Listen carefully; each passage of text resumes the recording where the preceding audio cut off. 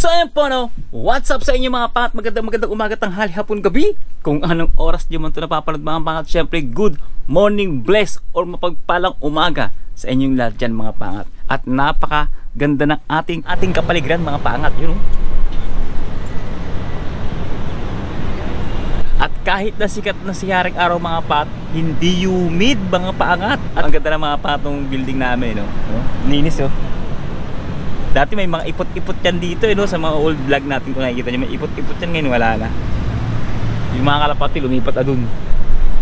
Doon na sila mamumugad mga pangat kasi doon hindi pa tinatanggal yung ano yung ano ng aircon, di ba?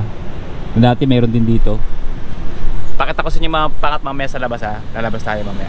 Anyway, nakakalungkot yung mga nangyayari sa Pilipinas ngayon, no? Pag-usapan lang muna natin mga pangat. Nagkakaroon ng rally mga pangat. Nakita ko mga pangat yung mga pinaggagawa ng mga kabataan. Biruin yung mga pangat, yung pagwasak doon mga pangat sa property ng government at sa mga private property.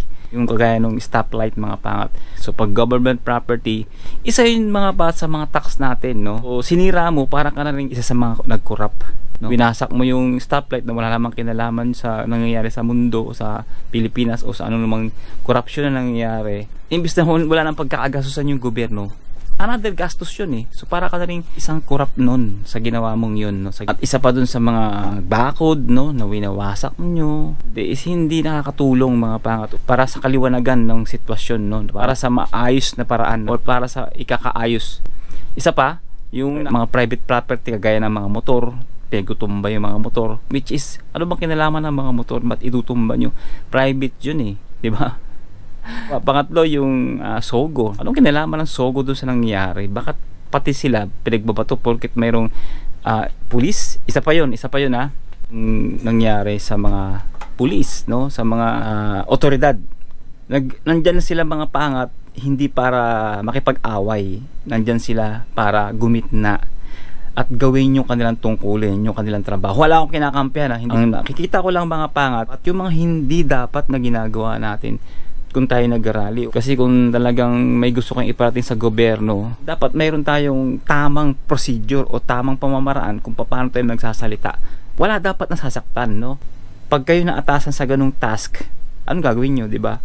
Ngayon, gagawin lang nila yung tungkulin nila para gumitna at kayo naman, pinagbubugbog nyo naman. Hindi naman kasi tamang pag-iisip yung ganun, Halimbawa, yung mga pulis, maperwisyo nyo sila. May pamilya yan, So anong kinalaman niya yung mga yan, yung mga anak nila, yung asawa nila doon sa mga nangurakot sa gobyerno ng mga matataas na opisyal? Anong kinalaman ng mga anak ng pulis?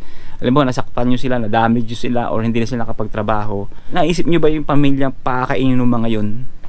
Di ba? Yung mga anak na pag-aaralin nila, kumbaga tama lang yung kinikita nila para doon sa suporta sa mga anak nila. Tapos sila yung manadahamay. Ito naman yung sa mga corruption naman, kaya nakita nyo na yung resulta. May ibang napapahamak, no? May ibang napapahamak dun sa mga dati yung ginawa na ngayon ito na yung resulta. Sinasabi ko nga lagi sa mga vlog ko, lahat ng bagay na ginagawa may resulta. Ang problema mga pangat, apektado lahat sa mga ginagawa ng mga nakaraan, no, ng mga corruption. Ito na mga pangat yung resulta. So hindi maganda kasi nga kahit anong saya mo dyan, kahit nag-i-enjoy ka dyan dahil mali, ang resulta nyan is mali. Kahit anong bagay sa mundo, basta mali ang simula, mali ang dulo, mali ang resulta. In general mga pangat, in general yon, sa relationship, sa business, no, sa pakikipagkapwa-tao, sa lahat ng bagay mga pangat, no, pagka mali ang ginawa mo sa umpisa, mali na yan mga pangat sa dulo, ang resulta niyan. Kaya hanggang maaga itatama mo. Kagaya niyan mga pangat, no. So, nakakalungkot dahil ganoon yung nangyari, may nasaktan, may napalo, hindi lang mga pulis, pati yung mga civilian, di ba, nagkasakitan. Huwag tayong padalos-dalos, no? Huwag tayong padalos-dalos mga Pilipino. Lagi tayong mag-iisip ng ilang beses bago tayo makbang, bago tayo magdesisyon. Maging sa gobyerno ka man o simpleng mamamayan o sibilyan ka man mga pangat. Lagi tayong mag-iisip ng ikabubuti ng ating sarili, ng ating pamilya. Kasi magsisimula yan mga pangat sa sarili natin, gumawa tayo ng tama. Hindi magresulta ng kapahamakan maging sa sarili mo, sa pamilya mo at sa community mga pangat. Lahat ng bagay na gusto mong mangyari at gusto mong makamit o makamtan sa mundong ito at sa maling paraan mo gagawin ito para makamit, mga pangat, mag-isip ka na muna ng 1,000,000 beses kasi makamit mo man ito pero yung dulo nito mga pangat talaga namang walang baho na hindi mabubunyag. kapahamakan siya at kalungkutan. At kung hindi ka man mabunyag mga pangat sa mundo, sa kabilang buhay siguradong pagdudusahan mo yan. Pagdudusahan yan. Abang maaga pa, ginagawa mo man yung isang bagay na hindi maganda sa ngayon, pag-isipan mo na, no? Tigilan mo na. Para hindi na humantong sa mga sitwasyon na hindi maganda. Itong mga pangat, nakikita mo. Kumbaga, may salamin tayo mga pangat. Ayan, kitang-kita natin kung ano yung nangyayari. Nakakalungkot. Tapos ngayon binabagyo na naman, di ba? Ganun yung sitwasyon natin diyan sa Pilipinas ngayon. Nalulungkot ako kasi yung bayang sinilangan ko, yung bansang kung saan ako lumaki, yung bansang lahi ko, ganun yung sitwasyon. Tapos habang nandito tayo mga pangat sa ibang bansa, na nakikita natin na yung mga lokal, original na lahi nung bansang ito mga pangat is mapayapa, masayang namumuhay, may sapat na resources, di sila pinagkukulang gobyerno nila, walang tax, pero lahat accessible, may resources, no? Everything mga pangat. Sinasabi natin lagi, no, na ang bansang Pilipinas ay napakayaman sa resources, pero bakit? Nasaan yung mga resources na sinasabi? Ang punot dulo ng mga pangat, alam nyo kung ano? Isa lang, self-centered. Ayun lang yung mga pangat. Pag sinabing self-centered, gusto mo ikaw lang yung laging panalo, ikaw lang yung laging meron, ikaw lang yung laging sa taas, makasarili. Yun ang nagiging problema sa atin mga pangat. Pero kung iisipin natin mga pangat, yan yung logiko, aspeto niyan mga pangat. Hindi kayo mag-aagawan sa pwesto. Hindi ganun kadali, kung tutuusin magsilbi ng sabayan, hindi ganun kadali. Kapag tumakbo ka dyan, may puso ka na magsilbi at kalimutan ang iyong sarili. Ganun talaga yun. No, ganun talaga pag nagsisilbi ka o tumakbo ka. Kaso lang mga pangat sa Pilipinas, o hindi lang sa Pilipinas, marami sa bansa, no, nagtatakbo, no, para magkaroon. Kasi alam niyo yung perang para sana sa progreso, di ba? Yung airport dapat pagandahin, yung metro, LRT dapat pagandahin, maraming dapat pagandahin, dapat maraming ayusin. Hindi ko na malintindihan sa Pilipinas, ay yung ayos ang binubutas-butas o sinisira, winawasak. Yung mga sira-sira talaga na dapat pagtibayin, hindi ginagawa. Actually mga pangat, ilang taon na tayong nabubuhay sa mundo, no? Pero yung kalsada mga pangat, hindi pa napag-aaralan kung paano talaga titibay at hindi na muli pang mawawasak. O kung mawasak man, di ka na dapat yung nilipas bago siya mawasak. Sa daming engineer ng Pilipino, sa daming mahuhusay na engineer, sabi natin magagaling tayo, mahuhusay tayo.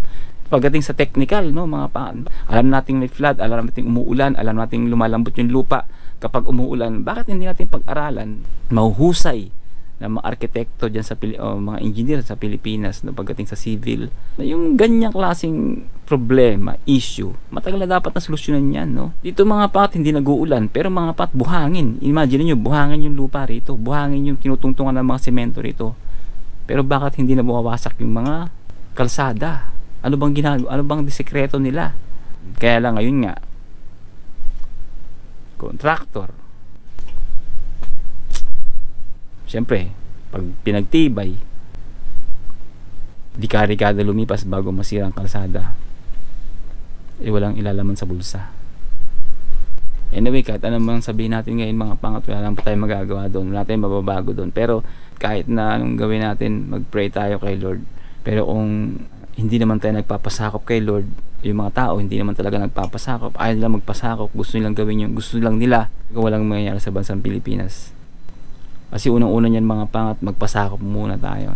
Magpasakop tayo sa Kanya para dumating yung pagbabago sa bawat tao. Pero kung matigas ang ulo natin, si Lord binibigyan tayo ng freedom, binibigyan ka ng kalayaan, you choose what you want, no? Pero ang gusto ng Panginoon, siyempre sa Kanya tayo. Pero siya mga pangat, malaya kang pumili ng buhay na gusto mo.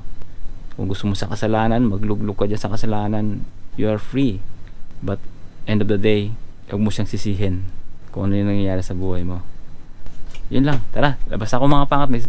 Napahaba yung tutang din natin mga pangat. Medyo na magkonting emotion lang tayo ng konti mga pangat.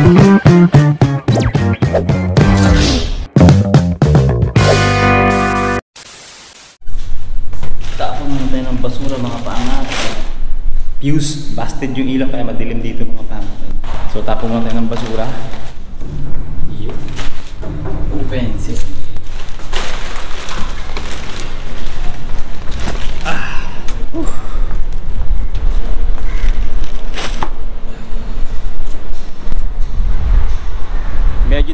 mga pangat ha. Pakita ko sa inyo mga pangat yung ano, yung buildings namin dito. Buildings talaga. Building yan o. Kita nyo? Malinis na malinis. Pakita ko pa sa inyo mga pangat yung, ano, yung pader. Bawal na magdudura magdudura dyan pagkatampalin yan, ano? Oh. Linis oh. Linis, di ba? Eto pa mga pangat yan, oh. Hoy. Oh, di ba? May mga tinik-tinik oh. May mga tinik-tinik. Di ba? Walang kakalat-kalat, walang kadura-dura. Oh, bagong pintura yan eh. Walang dura. Pag may dumura-dura dyan, pagkatampalin yan. Ang dali, linis no? Oh, waliwalas. Oh. Wala na mga sinampay. Walang sinampay no? Walang sinampay sa labas. Malinis. Yun, syempre, may pagbabago sa mga rules. Actually mga pangat, sa mga nakakapanood ng video natin, lumang-luma siguro 3 years ago o 4 years ago, no? Siyempre mga pangat, may nag-comment nga mga pangat eh. Nag-comment pa or nag-message sa akin personal, hindi ko na maalala. Nag-comment yata. Bakit ako i-comment? Ipa-plus ko rito. Sabi niya, yung pagtulog sa metro is hindi naman bawal kasi nga nakakatulog nga sila eh. O hindi naman daw sila sinisita mga pangat. Actually, ano, no? Ay, hindi naman talaga siya totaling pinapayagan yung matulog doon mga pangat.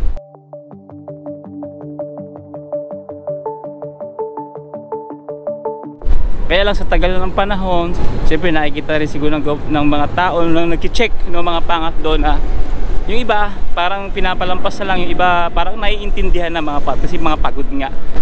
Pero yung iba talaga mahigpit. Minsan yung mga umuupo lang sa sahig, di ba sa metro ba yun na umuupo sa sahig dyan, minsan talagang pinagagalitan, pinapatayo.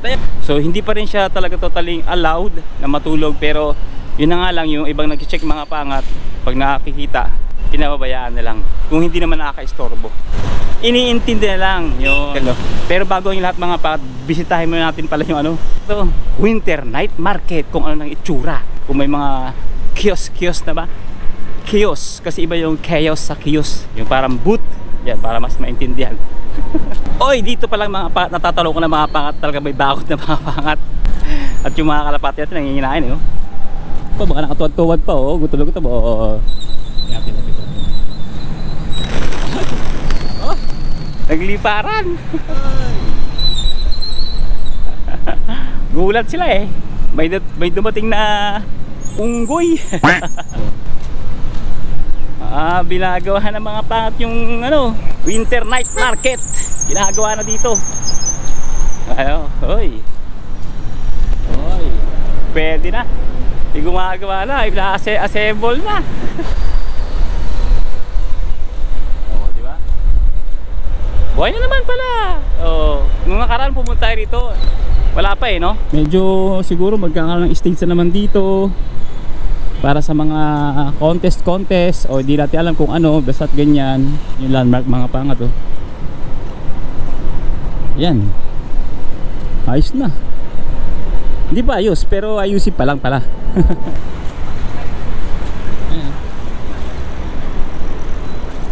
Konting kembot na lang yan, bukas na yan. Siguro mga linggo na ang bibilangin, bukas na naman yan. Mag-ano na yan, mag-open na yan. Tapos marami na namang gastusin dyan. Pagkagastusan, no, mga pangat, no? Siyempre mapapakain-kain ka na kahit paano dyan. Meron ng boot, meron na.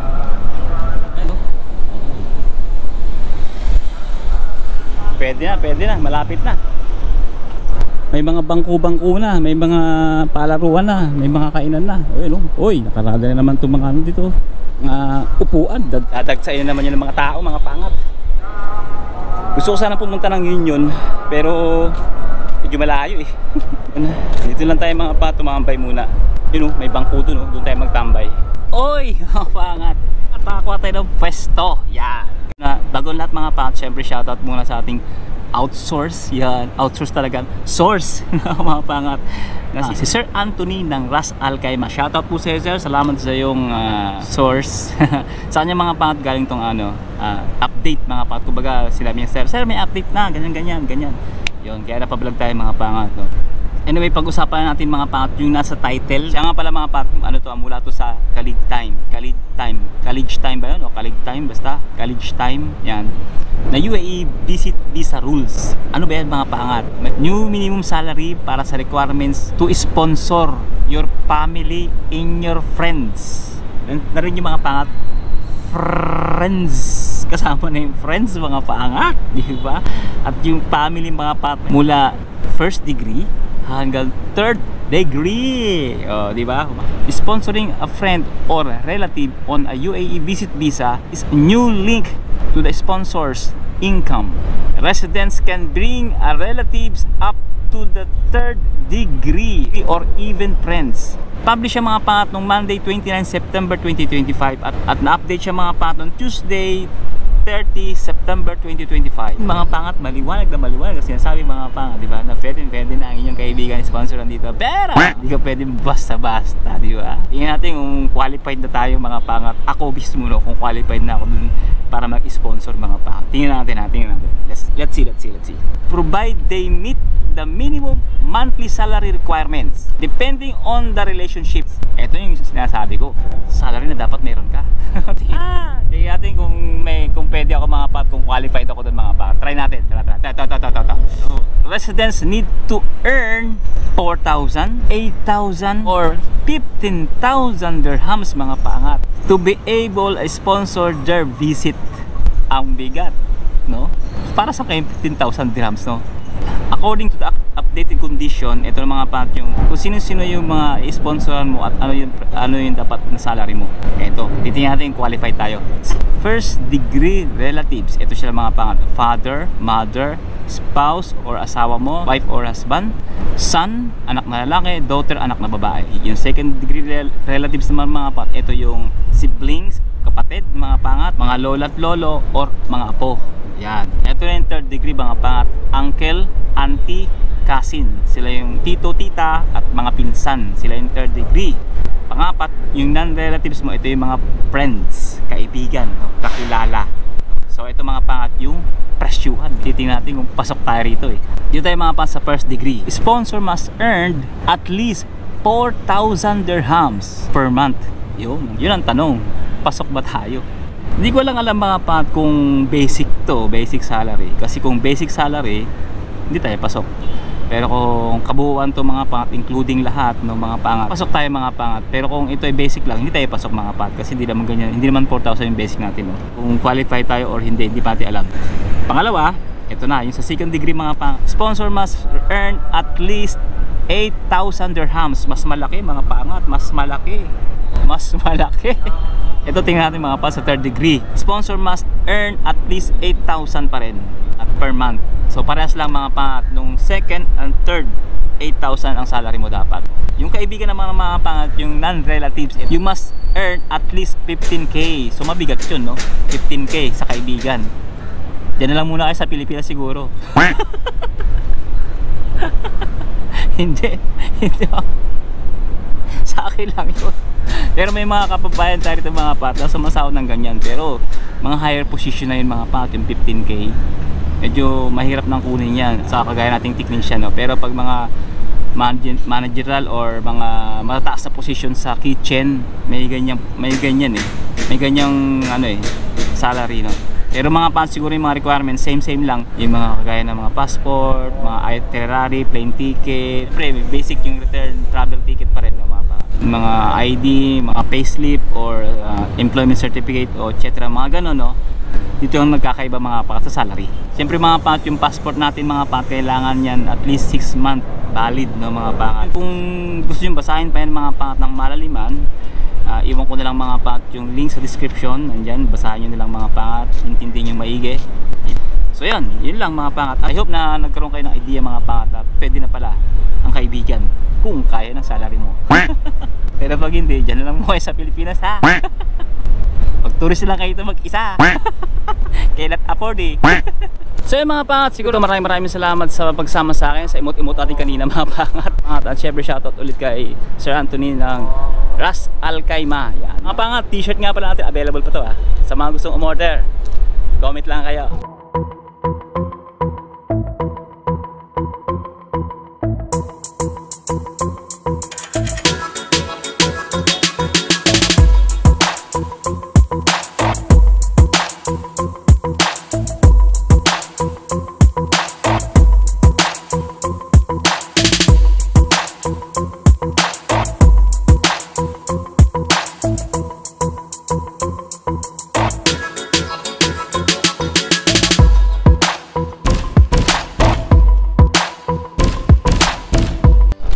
Siyempre, ubusin na natin to. Marami pa eh. At think positive lang, good vibes. God bless you all sa ating pagsubok at tagumpay. To God be the glory. And siyempre mga pangat, God first, always. See you on the next one. Let's go. Bye bye. Labasan ng mga kapatid nating mga Muslim, mga pangat. Tapos lang nila mag-pray. May mosque kasi dito mga pangat malapit sa sa Alguer Mall. Motor, anong target pa? Yung mga delivery, mga talabat, yung mga karim, yan. Mga parada sila dito mga pangat. Ayun o, diba? Parada sila dyan, tapos mag-pray lang muna sila dun sa mosque. Yan lang yung mga ginagamit ng mga motor, pang deliver.